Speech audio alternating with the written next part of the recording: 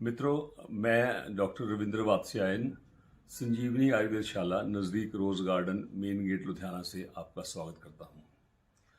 पिछली वीडियो में हमने आईबीएस के ऊपर बात की थी, यानी कि इरिटेबल बाउल सिंड्रोम, उसकी रूपरेखा, उसके कारण और उसके लक्षण क्या हैं। इस वीडियो में हम उसकी मैनेजमेंट की बात करेंगे। आयुर्वेद ग्रंथों में इसको ग्रहणी दोष के नाम से जाना गया है।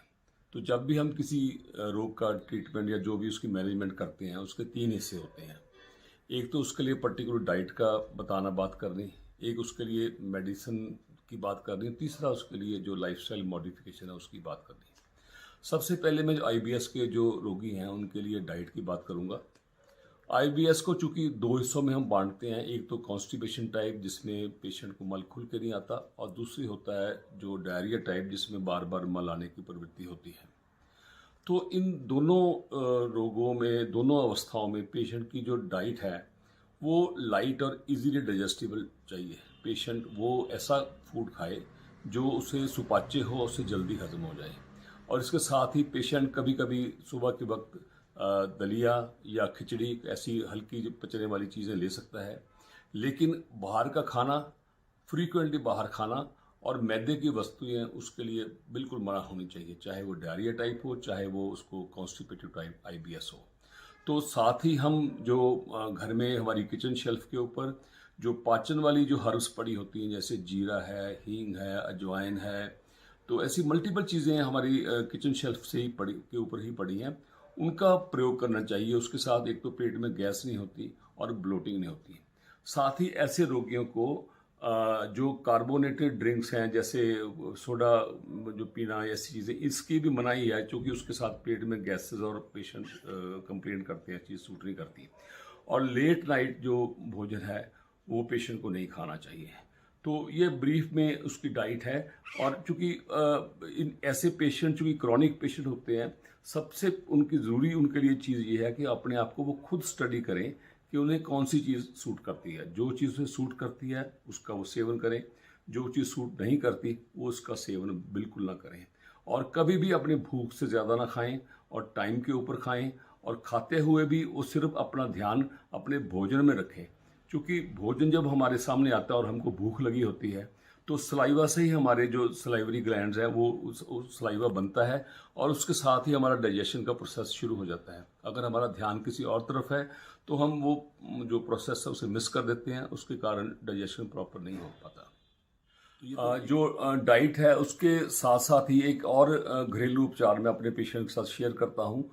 बिल जो है, जिसे आम भाषा में हम बेल कहते हैं, जो एक हार्ड शेल्ड एक फ्रूट होता है, जो शंकर जी के हम उसके पत्ते चढ़ाते भी हैं, तो उसका सेवन आईबीएस में बहुत अच्छा रहता है। जिन लोगों को मल बार बार आता है वो अधपका बिल, जिस मौसम में बिल बाजार में होता है, उसका सेवन कर सकते हैं।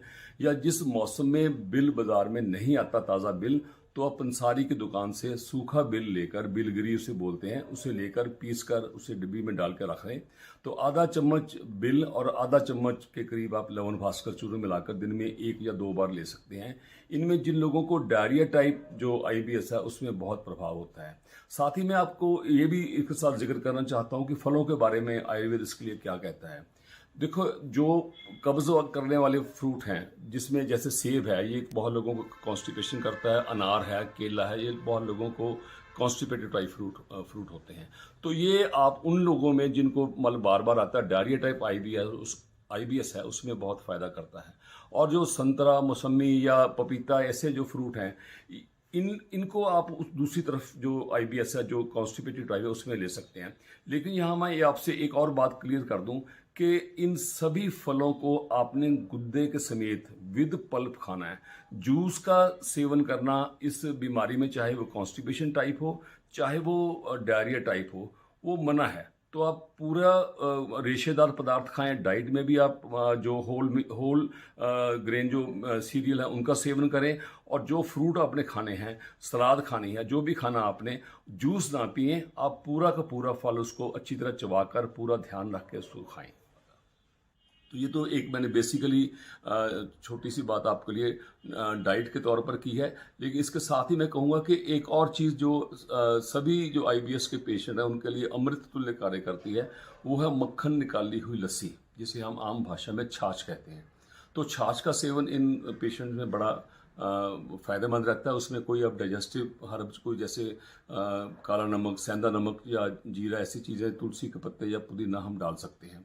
लेकिन जो रोगी जिनको डायरिया टाइप है ये बीमारी, तो उसके लिए दूध हम मना करते हैं।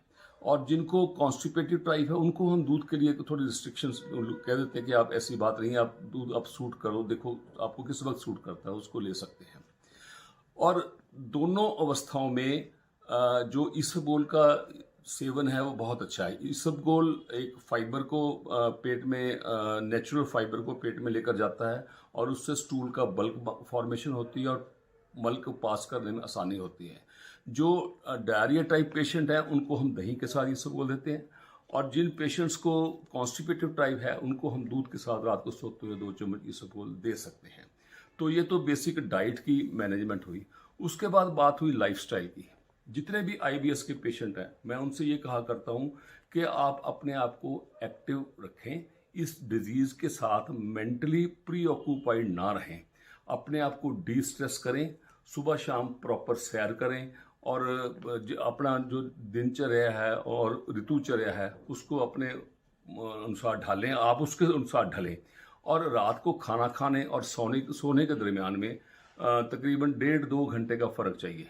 तो ये बेसिकली लाइफस्टाइल की जो उसमें चेंजेस हैं, और योगा प्राणायाम इसमें बहुत फ़ायदा करता है। और ये पेशेंट्स, इनको ये ध्यान रखना चाहिए कि आईबीएस नो डाउट एक प्रॉब्लम देती है पेशेंट को, लेकिन ये कोई इतनी कोई सीरियस प्रॉब्लम नहीं है कि ज़िंदगी इस पे आके ही रुक जाए। तो उन लोगों को लाइफ इसके बियॉन्ड देखनी चाहिए और अपने आप को इस हिसाब से एडजस्ट करें कि ये इस डिज़ीज़ को, अगर पेट में ये बीमारी है तो अपने दिमाग में इस बीमारी को ना लेकर जाएं। और इसके बाद बात आती है औषधियों की। औषधियों के लिए मैं यहाँ पर ज़्यादा औषधियों का वर्णन या व्याख्या नहीं करूँगा, क्योंकि इस बीमारी की जितनी भी औषधियाँ हैं आयुर्वेद में बहुत कारगर औषधियाँ हैं, लेकिन हम ये मानते हैं कि हर पेशेंट उसको इंडिविजुअलाइज करके देखना चाहिए। जो औषधि एक रोगी में कारगर है वो दूसरे के लिए कोई और औषधि हो सकती है। तो इस सभी रोगियों को चाहिए कि अपने जो उनके डॉक्टर हैं, आयुर्वेद डॉक्टर हैं या और सिस्टम के डॉक्टर हैं, उनको जाकर राय करें और उनसे अपने पर्सनलाइज एक डाइट प्लान, एक लाइफस्टाइल प्लान और दवाई का इसको उनसे प्रिस्क्रिप्शन लें। तो ये ब्रीफ में मैंने आपसे आईबीएस के बारे में बात की। अगर आपको ये मेरा चैनल अच्छा लगा तो इसे लाइक करें और इसके सब्सक्राइब करें, और अगली बार हम जल्द ही और किसी डिजीज़ के ऊपर बात करेंगे। बहुत बहुत धन्यवाद।